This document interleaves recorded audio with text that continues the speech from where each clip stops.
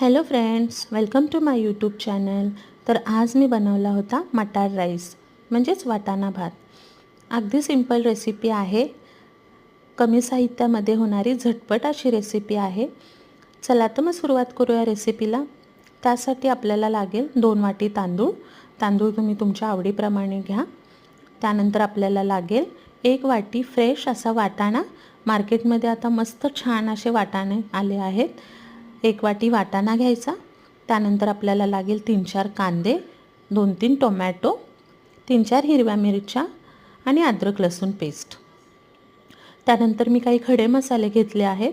खडे मसाल्यांमध्ये मी घेतले आहे 4 लवंगा, 4 दालचिनीचे तुकडे, 4 काळी मिरी, 4-5 तेजपत्ता इत्यादी.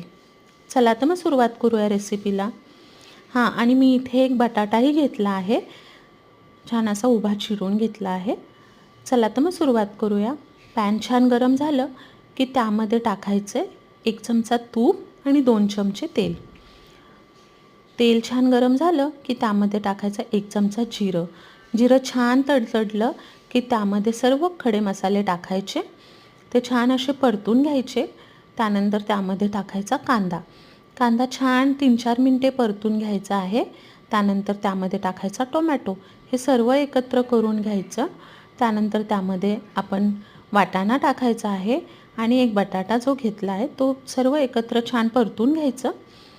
छान असं परतलं की त्यामध्ये टाकायचं आहे 1 चमचा लाल तिखट, 1 चमचा गरम मसाला आणि 1 चमचा हळद.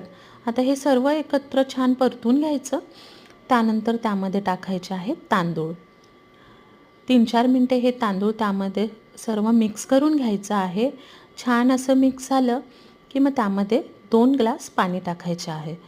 2 ग्लास पाणी टाकलं की छान एकत्र मिक्स करायचं आणि 1 चमचा मीठ टाकायचं. आता मीठ तुमच्या चवीप्रमाणे.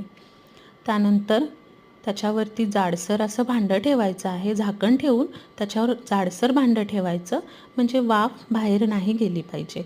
15-20 मिनटं छान वाफेवरती कमी मंद आचेवरती तांदूळ शिजू द्यायचा आहे.